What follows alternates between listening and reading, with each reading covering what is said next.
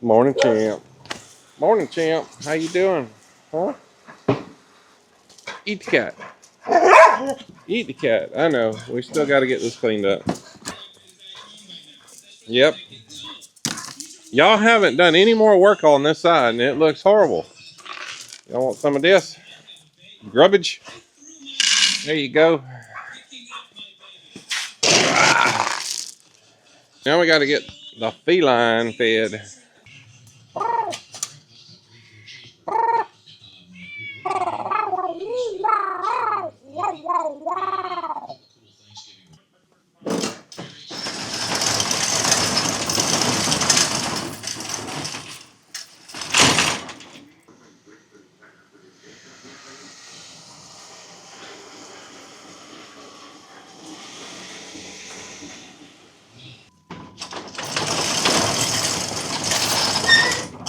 All right, guys, so I got a 2015 Jeep Wrangler here, and it's been real slow to start, and I've had to jump it off several times. If you guys haven't seen me review this little Gulu 3000, this thing is amazing. I own two of these now, and I keep them in the cars that we drive the most, so I really, this thing is awesome. I think what has happened on this was the battery terminals on this thing wouldn't really stay tight, so I don't know if you guys have a 2015 or obviously they haven't changed them in a while, but a Jeep Wrangler and those battery terminals, you just can't get them tight because of the stupid way that they built those things. Use caution with that, because I think what's happened on this was it was loose and the alternator just finally bit the bullet. Voltage regulator does not like not having a battery to charge or a load on it, so I think I fried the alternator. I'm going to test that real quick and see if the alternator is putting out any voltage, and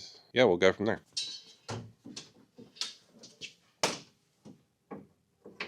So I've got this little load tester here, and it'll also show me, what the alternator is putting out, basically the volts and everything. So I'm going to do a load test on this. You just push this button, and it's basically got a big heater in here. When it heats that heater up, it uses a lot of current to do so. So this is a great way to load test anything. I don't know how you even pronounce the name of this thing. So I'm gonna get this hooked up, and then we're gonna start the vehicle and take and test the load. Well, that was what it's been doing. So I'm gonna take and throw this jump starter on it.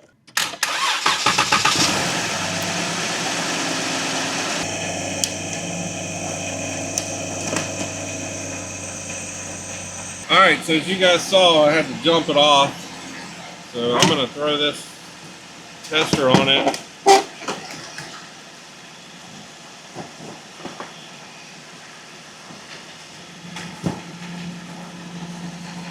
And I'm not sure if you guys can see. Well, now it says it's charging okay.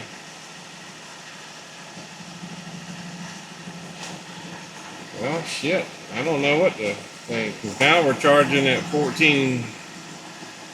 around 14 volts. I don't know. Let's just load test the battery first. With the vehicle not running, the battery, we're at 13 volts now. So if I hit load test on that, let's see where we go. Boop. Well, I think my tester just gave up the ghost. High quality made in China junk. I've actually had this thing for many, many years. I guess we're going to take this apart and figure out what's going on with it. They're just knocking those two over to those two. Let me take a picture of this real quick. Kind of weird the way that they've done that.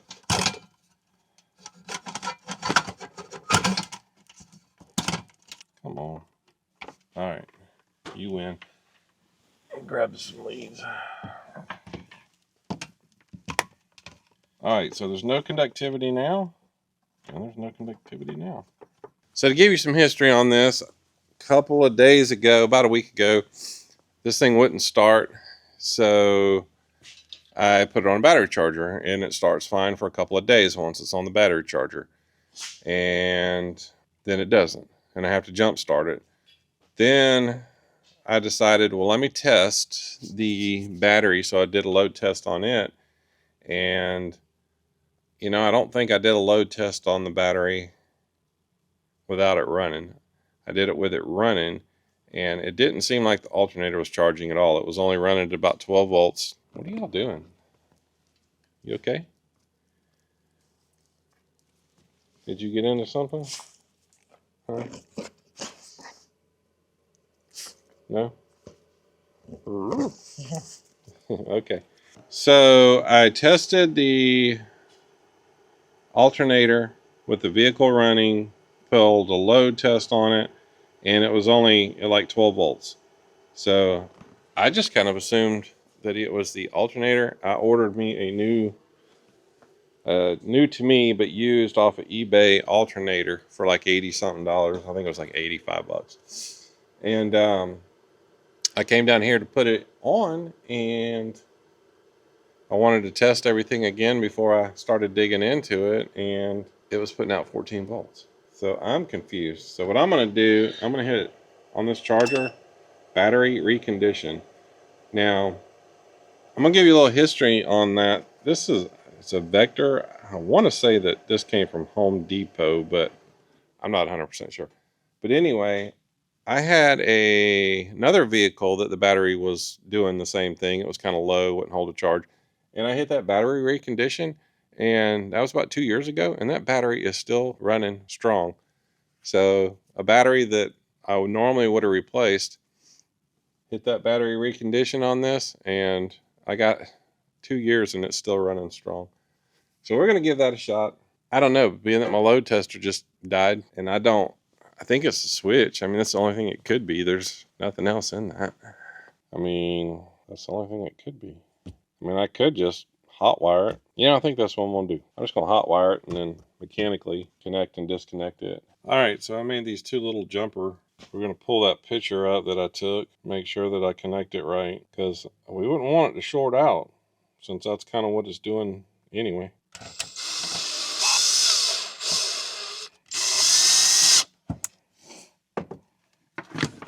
All right. Now that we got that switch bypassed, let me grab my phone. We'll set it on the motor. All right, we'll set you guys up there again. Now I have to use a lot of caution with this because disconnect that battery charger.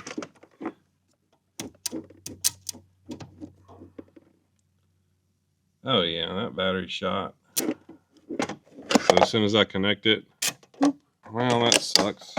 You ever had those days where nothing works out the way it's supposed to? I have them all the time, and today's one of those days. All right, so I did get it all cleaned up, got it reconnected. I wonder if I hit charge.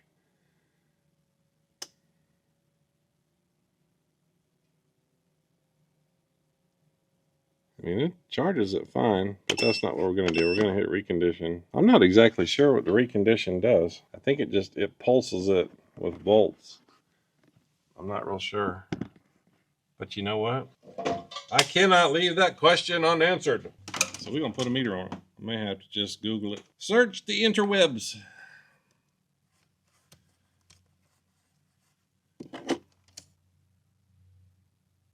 Yeah.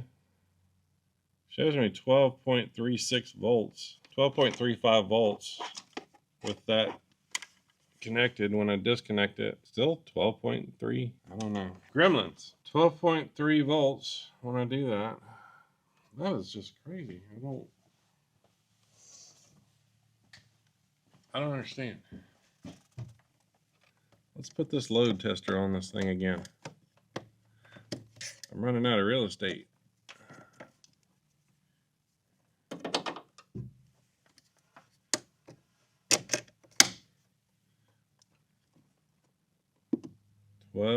.31. The minute that I put this thing on there. 7 volts. Back to 11 volts. Let's just charge this battery good. We're going to give it a full charge, and then we're going to test the alternator and stuff again.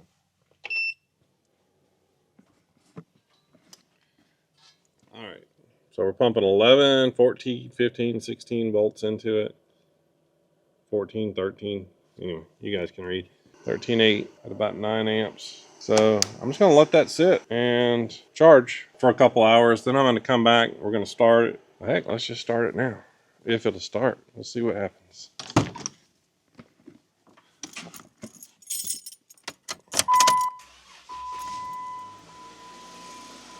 Tell me that makes any sense at all. It's only putting out 13 volts. I don't think that alternator's kicking in.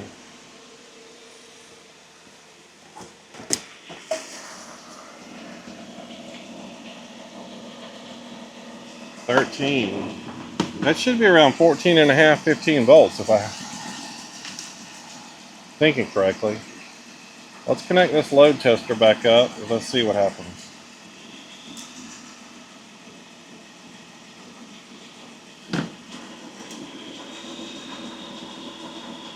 There we go.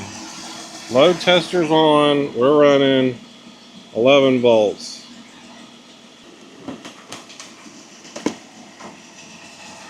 So, I mean, it's 13.3 now. But the minute we put just a light load on it, let's see. Yeah, 12, 11. I definitely think we got a bad alternator. So we're going to go ahead and move forward with replacing that alternator. A little bit of crazy troubleshooting mumbo jumbo there, just to get into what in the world's going on with the alternator. So I'm kind of getting tight on time now. Got a guy coming in about 30 minutes. I doubt we'll be able to get everything done in 30 minutes. Although the alternator on this thing looks pretty easy. Right here in the front. I think I see the issue. Maybe. That's loose. Well, that could be the problem right there. You guys see how loose that is? Yeah, and it is hot as fire. It might be as simple as that. Yeah, I need to get in here and organize all that. Let's see if I can do this without shorting it out. It is not 9/16. Must be 1/2 inch. There's a 1/2 inch.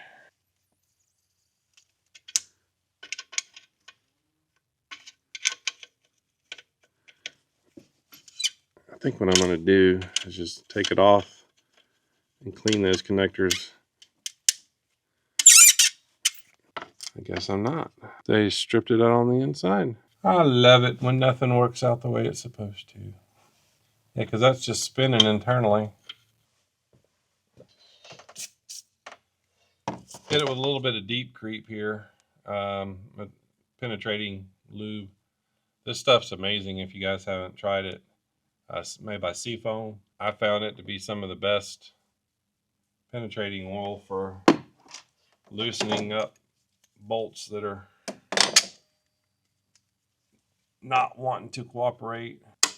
Yes, the smart thing to do would be disconnect the battery, but ain't nobody got time for that.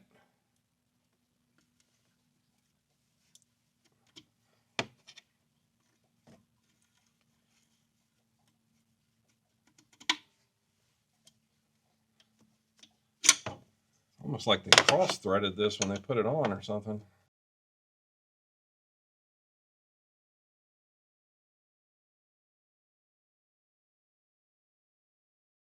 We got it. Yeah, they definitely boogered up the threads on that thing. Not sure if you can see it. But I bet you that's a problem. I have a can of contact cleaner, but it will not spray. So I'm just using some brake cleaner. I just don't want to get that brake cleaner around that alternator because I don't know if it'll eat off the protective coating of the windings and stuff. Well, that looks okay. It's not great, but it's not really corroded or anything, so I don't think there's going to be much of a problem. One thing I'm going to do is put a couple washers on this. I think that would be more. I'm going to do that with it.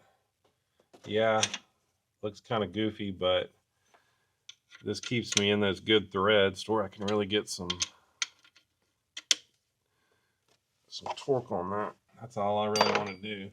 Let's test that. Let's see what happens.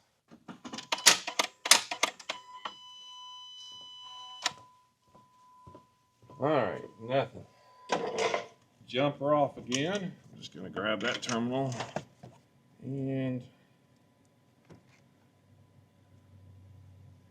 freaking everything on this motor is plastic. Hello? Yeah. Yeah. Okay. I will meet you.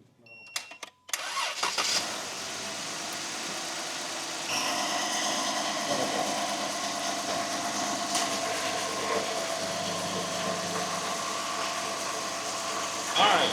My guy just called. Get some of this stuff removed and see if that solves the problem. Let's see.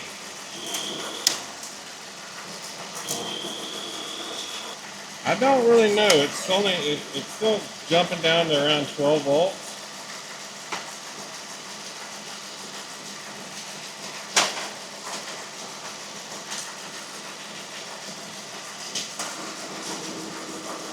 Just put a regular meter on this thing and see.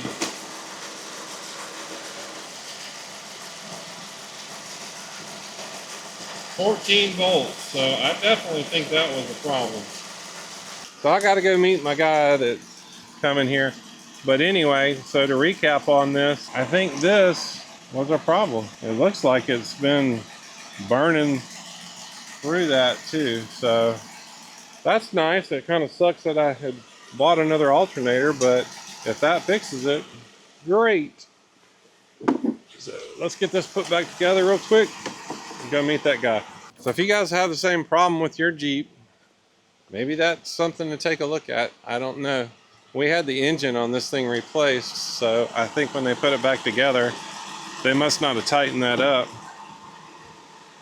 the way it was supposed to be tight. So anyway, thanks for watching, guys.